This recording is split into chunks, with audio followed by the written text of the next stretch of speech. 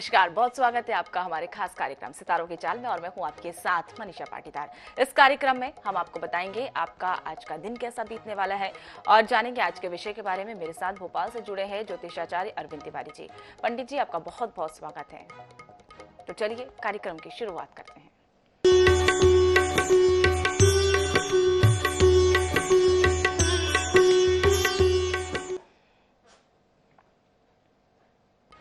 तो आज के कार्यक्रम की शुरुआत पंचांग और गोचर से करते हैं। आचार्य जी, आज का पंचांग और गोचर क्या कहते हैं?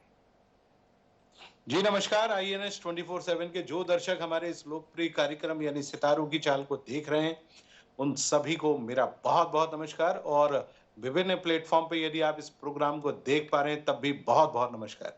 शुरुआत करते हैं आज के ग्रह गोचर और पंचांग से। तो आज 26 सितंबर 2023 का दिन है। दिन मंगलवार का है। भाद्रपद मास का शुक्ल पक्ष चल रहा है। आज द्वादशी तिथि है। विक्रम संवत 2080 वर्तमान में चल रहा है। संवत 1945 है। आज का जो राहु काल रहेगा वो दोपहर में 3 बजे से 4:30 बजे के बीच में रहेगा। कोशिश करें इस दौरान कोई भी शुभ कार्य बिल्कुल भी ना करें। और आज का जो ग्रह गोचर है कुछ इस प्रकार से बनता है। सूर्य इस समय कन्या राशि में है। चंद्रमा इस समय मकर राशि में चल रहा है और आज शाम के बाद वो कुंभ राशि में चला जाएगा, यानी कल चंद्रमा का प्रभाव आपको कुंभ राशि में देखने को मिलेगा। वही मंगल इस समय कन्या राशि में है और अब वो अस्त हो गया है, क्योंकि सूर्य के साथ युति बनाकर चल रहा है तो अस्त हो गया है। वहीं बुध ग्रह इस समय सिंह राशि में है, मार्गी गति से भ्रमणरत है। आने वाले दिनों में वो कन्या में पहुंचेगा 1 तारीख को, यानी अगले सोमवार को जब हम प्रोग्राम करेंगे तो बुध के बारे में विचार करेंगे। वहीं गुरु ग्रह इस समय मेष राशि में वक्री गति से भ्रमणरत है। शुक्र कर्क राशि में मार्गी गति से भ्रमणरत है। शनि कुंभ राशि यानी अपने मूल त्रिकोण की राशि में है, वक्री गति से भ्रमण कर रहा है। राहु मेष राशि में वक्री गति से भ्रमणरत है और केतु तुला राशि में वक्री गति से भ्रमणरत है। तो ये था आज का ग्रह गोचर और पंचांग। जी आचार्य जी, तो अब हम बात कर लेते हैं आज के विषय के बारे में। आज हम बात करेंगे कुंडली में संतान के योग में। बहुत सारे ऐसे जातक हैं जिनकी कुंडली में संतान के योग होते हैं या फिर संतान नहीं हो पाती है। संतान को लेकर जीवन भर परेशान रहते हैं। ऐसे में कौन से योग होते हैं और किस कारण पति पत्नी को परेशानी का सामना करना पड़ता है, तो हम आइए आचार्य जी से समझते हैं। जी आज के दौर में बहुत सारे लोग कई बार हमारे इस कार्यक्रम में या अलग से भी फोन करके पूछते हैं संतान के बारे में। अच्छा, संतान के बारे में उनके पूछने के कई एक कारण हैं। सबसे पहला कारण जो अमूमन लोग प्रश्न पूछते हैं वो ये है कि कई बार लोगों की संतान की योग बनते हैं परंतु अचानक मिसकैरेज हो जाता है, यानी गर्भ गिर जाता है। कई बार संतान होती है लेकिन जैसे ही संतान जन्म लेती है तो आप देखेंगे कि कई बार वो संतान बोल नहीं पाती, ब्रेन में कुछ ना कुछ परेशानी हो जाती है या वो कई बार विकलांग के स्वरूप में पैदा होती है।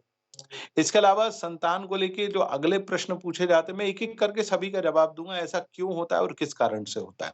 पहले मैं आपको प्रश्न बता दूं कि दर्शक अमूमन क्या चाहते हैं। तीसरा, कई बार संतान होती है परंतु उस संतान जब उत्पन्न होती है तो बहुत सारी बीमारियां लेकर पैदा होती है, जिसको लेकर माँ-बाप बेहद परेशान होते हैं कि आखिर करे तो करे क्या। तीसरा, कई बार संतान होती है परंतु संतान कई बार जन्म के बाद ही बिछुड़ जाती है, यानी कई बार लोग बच्चे को चोरी कर लेते हैं। बच्चा यानी बिटिया हो बेटा हो, लोग उसको चोरी करके ले जाते हैं, अस्पताल से भी ले जाते हैं, घर के बाहर से भी ले जाते हैं। तो इस प्रकार की घटनाएं भी घटती हैं। कई बार संतान को लेके परेशानी ये होती है कि संतान अल्प बुद्धि की होती है, यानी उसमें बुद्धि का वो इस्तेमाल ही नहीं कर पाता, जिसको लेके माँ-बाप बेहद परेशान रहते हैं। पढ़ाई को छोड़कर बाकी सारे काम वो संतान करता है। इसके बाद कई बार संतान उत्पत्ति तो होती है लेकिन कई मामलों में परिवार के कुछ लोग ही उसको गोद लेने की कोशिश करते हैं कि भाई आप अच्छे से नहीं पाल रहे हैं, आप हमको दे दीजिए, हम इसको गोद में ले लेते हैं। तो इस प्रकार संतान को लेकर बहुत सारे प्रश्न हमारे दर्शक पूछते हैं। मैं एक-एक करके सभी प्रश्नों का जवाब देता हूँ। सबसे पहला, बहुत सारे लोगों के जीवन में जब संतान उत्पत्ति होने की स्थिति होती है तो मिसकैरेज होता है। क्या कारण होता है? देखिए, अमूमन 3 ग्रहों का जब संयोग इस प्रकार से बनता है तब इस प्रकार की चीजें उत्पन्न होती हैं। संतान का भाव जिसको हम कहते हैं पंचम भाव, पंचम भाव यदि पूर्णतया दूषित हो जाए और या पंचम भाव में कुछ ऐसे ग्रह बैठ जाएँ जो जातक को इस प्रकार की मिसकैरेज यानी पति और पत्नी दोनों की कुंडली को आपको देखना पड़ेगा, क्योंकि संतान उत्पत्ति में दोनों की प्रमुख भूमिका होती है। तो यदि पंचम भाव में आपको देखने को मिले कुछ ग्रह, तो आप मानकर चलिए कि ज़रूर मिसकैरेज जैसी स्थिति निर्मित होगी। उसके उपाय भी मैं हमारे दर्शकों को आज नहीं तो किसी अगले दिन किसी प्रोग्राम में ज़रूर बताऊँगा। तो क्या आपको देखना पड़ेगा यदि पंचम भाव में सूर्य अकेला बैठा हो, यदि सूर्य शनि के साथ बैठा हो या शनि अकेला बैठा हो पंचम भाव में या पंचम भाव में राहु हो या पंचम भाव में केतु हो और उसके ऊपर शनि की दृष्टि पड़ रही हो या मंगल की दृष्टि पड़ रही हो, माने अशुभ ग्रह खासतौर से मंगल, शनि और राहु या केतु भी हो सकता है। तो इनकी अशुभ दृष्टियां यदि पंचम भाव यदि संतान भाव पर पड़ती हों, इसके अलावा ज्योतिष में चूंकि लग्न कुंडली ही एकमात्र कुंडली नहीं होती है, हम लोग सप्तमांश कुंडली भी बनाते हैं। सप्तमांश कुंडली का तात्पर्य होता है कि कुंडली के अ, का जो सप्तमांश कुंडली है वो इस बात को निर्धारित करती है यानी उसका जो लग्न और पंचम भाव है वो इस बात को निर्धारित करता है कि जातक के यहाँ संतान होगी, नहीं होगी, संतान यदि उत्पत्ति होगी तो वो स्वस्थ रहेगी, प्रसन्न रहेगी। ये सारी चीजें जन्म कुंडली के सप्तमांश कुंडली से बहुत आसानी से बताया जा सकता है। तो इसलिए जब भी आप कभी कुंडली दिखाएँ, संतान को लेकर बात हो, वैवाहिक जीवन को लेकर बात हो, तो आप सप्तमांश कुंडली के ऊपर ज़रूर ध्यान दीजिए। अब ये तो बात हुई मिसकैरेज को लेकर। अब कई बार क्या होता है संतान उत्पत्ति होती है लेकिन आप देखेंगे कि जिस समय संतान की उत्पत्ति हुई, तो कई बार जो है वो उसका ब्रेन माने चूँकि पानी पेट में होता है तो ब निकालते समय सिर में कहीं न कहीं चोट लग जाती है। जिसके चलते जो जातक है, जो बच्चा है या बिटिया है, वो कई बार बोल पाने में, देख पाने में, कार्य कर पाने में असमर्थ साबित होते हैं। ये क्या कारण होता है? जन्म कुंडली में यदि पति-पत्नी दोनों की कुंडली में बुध दूषित हो, देखिए संतान के ब्रेन का संबंध भी आपके कुंडली के बुध से जुड़ा हुआ है। यदि बुध आपकी जन्म कुंडली में दूषित अवस्था में हो, तो इस प्रकार की स्थितियाँ निर्मित होती हैं। और जिस जातक का जन्म हो रहा है, जिस समय जन्म हो रहा है, उसकी कुंडली में भी बुध, चंद्र और गुरु ग्रह, तीनों ग्रह कमज़ोर हैं। तो इस प्रकार की स्थितियाँ निर्मित ज़रूर होती हैं। इसके बाद कई बार आप देखते हैं कि ये तो ब्रेन का कारक हो गया। कई बार बच्चे जन्म लेते हैं, लेकिन वो 1 साल के बाद चलने-फिरने में थोड़ा असमर्थ रहते हैं, कहीं न कहीं विकलांगता आ जाती है। तो इसके पीछे का क्या कारण है? इसके पीछे का कारण है कुंडली में जो जातक यानी बच्चा और बिटिया जो जिसका जन्म हुआ है, उसकी कुंडली में कहीं न कहीं शनि, राहु और मंगल बेहद कमज़ोर स्थिति में है। तो कई बार आज के दौर में तो लोग इस प्रकार से हालाँकि ये प्राकृतिक क्रिया नहीं है, परंतु बहुत सारे लोग जब सिज़ेरियन होना होता है, तो पूछने आते हैं कि पंडित जी क्या ऐसा लग्न किस लग्न में, किस मुहूर्त में हम संतान को जन्म दें, ताकि वो संतान स्वस्थ, प्रसन्न और अपने जीवन में अपने लक्ष्य को पाने में सफल हो। तो इस प्रकार की बहुत सारी चीज़ें हैं जो कई बार माता-पिता को बहुत ध्यान रखनी है। जब भी आप संतान यानी अपने वंश बढ़ाने की तरफ अग्रसर हों या आगे बढ़ें, तो आपको इतना ध्यान ज़रूर होना चाहिए कि आप दोनों की कुंडली में ऐसे कौन से योग हैं, जिनके चलते संतान को परेशानी हो सकती है। जी आचार्य जी। तो आचार्य जी हम ये भी जानना चाहेंगे कि जिस तरीके से आपने बताया कि कोई परेशानी का सामना ना करना पड़े इससे ग्रह और योग देख लीजिए। लेकिन ये भी हम जानना चाहेंगे कि संतान की योग या फिर ये कहें कि ग्रह जो है संतान देने वाला वो कौन-सा हो सकता है? देखिए कुंडली का जो पंचम भाव है, जैसा मैंने पहले कहा कुंडली का जो 5वां भाव होता है, वहाँ से संतान आपके यहाँ होगी या नहीं होगी, ये पति-पत्नी दोनों की कुंडली को देख के बहुत आसानी से बताया जा सकता है। दूसरा जैसा मैंने पहले भी कहा, एक बार पुनः दोहरा रहा हूँ कि सप्तमांश कुंडली जो कि संतान की कुंडली मानी जाती है, ये कोई भी व्यक्ति जब जन्म होता है उसके बाद ही हम लोग कुंडली बना लेते हैं। 64 तरीके की कुंडलियाँ होती हैं, परंतु षोडश यानी 16 प्रकार की कुंडलियों को प्रमुख कुंडलियाँ माना जाता है। उसमें से एक कुंडली है सप्तमांश कुंडली, जिसके आधार पर ये डिसाइड होता है कि आपके यहाँ पुत्र संतान होगी, बिटिया होगी, जुड़वा बच्चे होंगे, कितने बच्चे होंगे, ये निर्धारित होता है। हमेशा ध्यान रखिए कि संतान का जो भी निर्धारण है कि बेटा होगा या बिटिया होगी, वो केवल पुरुष की कुंडली के सप्तमांश कुंडली से बहुत आसानी से बताया जा सकता है। देखिए, ये अनुभव का खेल है, बरसों बरस आप कुंडलियाँ लगातार देखेंगे तभी इस प्रकार का अनुभव आ पाता है कि आप आखिर तुरंत बता देते हैं कि कब, क्या और किस प्रकार से आपके यहाँ संतान होगी, नहीं होगी, पुत्र होगा, पुत्री होगा, ये बताया जा सकता है। जी आचार्य जी, तो जिस तरीके से आपने बताया कि दोनों पति पत्नी की कुंडलियों को मैच करके बताया जा सकता है, लेकिन ये भी हम जानना चाहेंगे पंडित जी कि अगर किसी का मिसकैरेज हो गया, जिस तरीके से आपने भी ये जिक्र किया था, तो अगर ऐसे में उन महिलाओं के लिए ऐसे उपाय कौन से हैं जो आप कह रहे थे कि हम उपाय भी कर सकते हैं जिससे इन समस्याओं से निजात पाया जा सकता है? देखिए, समस्याओं से निजात पाने के लिए खास तौर से जिनके यहाँ लगातार मिसकैरेज हो रहा है, तो उसमें आपको एक साधारण सा उपाय बताता हूँ। देखिए, वो उसमें जातक और जातिका माने लड़का और लड़की जिनका विवाह हुआ है, उनकी कुंडली देखना पड़ेगा।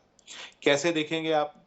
कुंडली का जो पंचम भाव है, 5वां भाव, वहाँ पर आखिर कौन-सा ग्रह बैठा हुआ है?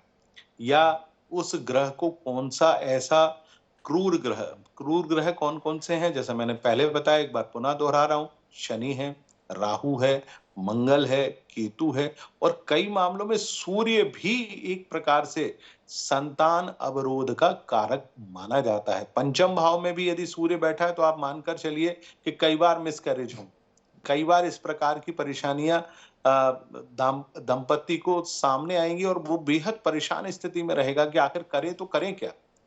तो ये केवल और केवल आपकी कुंडली के ग्रहों के आधार पर ही बताया जा सकता है। हर व्यक्ति की कुंडली अलग होती है, हर एक के ग्रह अलग होते हैं, हर एक के ग्रहों की दशाएँ अलग होती हैं, तो उस प्रकार से बताया जा सकता है। परंतु एक आम चीज़ जो मैं सभी दर्शकों को बता देता हूँ, भगवान कृष्ण का एक गोपाल सहस्रनाम आता है, बहुत ही सुंदर रचा गया स्तोत्र है। भगवान गोपाल यानी भगवान कृष्ण के 1000 नाम हैं, जिनके घर में लगातार इस प्रकार की परेशानियाँ हो रही हैं, यानी उनकी कुंडली में संतान होती है, होते से ही कई बार मिसकैरेज हो जाता है, मृत्यु हो जाती है, ठीक नहीं होती है। तो गोपाल सहस्त्रनाम जो है उसका पाठ उनको अवश्य करना चाहिए। याद रखिए कि गोपाल सहस्त्रनाम का पाठ तुलसी के पेड़ के पास बैठकर किया जाता है। इतना ध्यान रखें, जब भी इसकी शुरुआत करें तो किसी भी गुरुवार के दिन से करें और हमेशा ध्यान रखें, जब भी गोपाल सहस्त्रनाम का पाठ करें तो आपको ब्रह्मचर्य का पालन करना पड़ेगा और बहुत श्रद्धा भाव से आप इस स्तोत्र का पाठ करें। करके देखिए, मेरा आजमाया हुआ नुस्खा है, आपको ज़रूर लाभ होगा। जी आचार्य जी, जिस तरीके से आपने उपाय भी बताए, लेकिन पंडित जी एक चीज़ और हम जानना चाहेंगे कि अगर किसी को संतान पाना है या फिर संतान के योग नहीं बन रहे हैं, तो ऐसे में कौन सा वो मंत्र है जिसका उच्चारण करने से संतान के योग बन सकते हैं या बनने वाले होते हैं? देखिए, सबसे बड़ा मंत्र भगवान कृष्ण का है। बहुत सुंदर सा मंत्र है, जैसा हम सभी जानते हैं। ओम नमो भगवते वासुदेवाय नमः। आप इसका जाप कर सकते हैं। दूसरा सबसे महत्वपूर्ण चीज़, भगवान कृष्ण, भगवान शिव हमेशा संतान देने वाले देवता माने जाते हैं और इस ब्रह्मांड को चलाने वाले देवता भगवान विष्णु हैं। जो भी आपको लगे कि ये मैं अमुक देवता की पूजा करता हूँ, यानी भगवान शिव, भगवान विष्णु, भगवान कृष्ण, तो आप इनकी पूजा कर सकते हैं। और एक सबसे महत्वपूर्ण चीज़, अभी नवरात्रि आने वाली है, 5वां दिन स्कंद माता का होता है। स्कंद माता यानी उनका जो मंत्र है, या देवी सर्वभूतेषु स्कंदमात्र रूपेण संस्थिता, नमस्तस्यै नमस्तस्यै नमस्तस्यै नमो नमः। तो आप स्कंद माता की पूजा करिए। जिन स्कंद यानी कार्तिकेय के जन्म के लिए माँ ने जो किया और जिनकी पूजा अर्चना करने से जातक को संतान सुख, हर प्रकार का सुख प्राप्त होता है और संतान हमेशा स्वस्थ बनी रहती है। ऐसी माँ स्कंद माता की पूजा अर्चना करें, जरूर संतान होगी। जी आचार्य जी, तो अब हम आगे बढ़ते हैं प्रोग्राम की ओर और आचार्य जी आज जान लेते हैं कि 12 राशियां आज की क्या कहती हैं। तो सबसे पहले शुरुआत करते हैं मेष राशि से। तो मेष राशि वाले जातकों का समय आज बढ़िया बना हुआ है, मन प्रसन्न रहेगा, काम-काज में रुचि बनी रहेगी। जो भी काम-काज करेंगे आज उसमें सफलता आपको ज़रूर प्राप्त होगी, चूँकि चंद्रमा का गोचर दशम भाव में है। आने वाले 1-2 दिनों में कि जितने भी ज़रूरी काम है उनको तेज़ी से संपन्न कर लें। प्रेम संबंधों के लिए दिन आज बेहद खास बना हुआ है। अगली राशि की बात कर लेते हैं जो कि वृषभ राशि है। वृषभ राशि वाले जातकों का समय अब आपके पक्ष में पूरी तरह से आने वाला है और आज शाम से जब चंद्रमा का गोचर कुंभ राशि की तरफ आगे बढ़ेगा, एकदम परिस्थितियाँ आपके पक्ष में आ जाएँगी। यानी जो भी कार्य आपके अटके हुए हैं, वो आप तेज़ी से करें, मन प्रसन्न रहेगा, काम-काज में रुचि बढ़ेगी, प्रेम संबंधों और वैवाहिक संबंधों में कहीं न कहीं स्थितियाँ बेहतर होंगी। अगली राशि की बात कर लेते हैं, जो कि मिथुन राशि है। मिथुन राशि वाले जातकों का समय अभी ठीक नहीं है। देखिए, अष्टम भाव का चंद्रमा आपको लगातार तंग करता रहेगा, सेहत उतार-चढ़ाव से भरी रहेगी, मन अप्रसन्न बना रहेगा। कोई भी काम-काज बेहतर तरीके से नहीं होगा, जिसकी आप अपेक्षा कर रहे हैं। थोड़ा-सा ध्यान रखें, चिंता ना करें, कल से समय ठीक होगा। अगली राशि यानी कर्क की बात कर लेते हैं, तो कर्क राशि वाले जातकों का समय लगातार बेहतर बना हुआ है। इस अच्छे समय का भरपूर तरीके से लाभ उठाकर अपने आवश्यक कार्यों को तेज़ी से संपन्न कर लें। अगली राशि यानी सिंह राशि की हम बात करेंगे। सिंह राशि वाले जातकों का समय आज बेहद शानदार स्थिति में है। छठे भाव का चंद्रमा आपके शत्रुओं को कमजोर बनाएगा, कामकाज की स्थिति को काफ़ी बेहतर करेगा, मन प्रसन्न बना रहेगा। यदि आप कार्य क्षेत्र को लेकर कोई यात्रा करने जा रहे हैं, तो आपकी यात्रा सफल, सुखद और लाभकारी ज़रूर रहेगी। प्रेम संबंधों के लिए दिन भी काफ़ी खास बना हुआ है। अगली राशि यानी कन्या राशि की बात करते हैं। कन्या राशि वाले जातकों का समय धीरे-धीरे करके ठीक हो रहा है। देखिए, चंद्रमा पंचम भाव में है, वो धीरे-धीरे करके आपको लाभ की स्थिति देगा। आने वाले दिन आपके लिए बेहद शानदार होने वाले हैं, यानी ये हफ्ता आपके लिए बहुत शानदार जाने वाला है।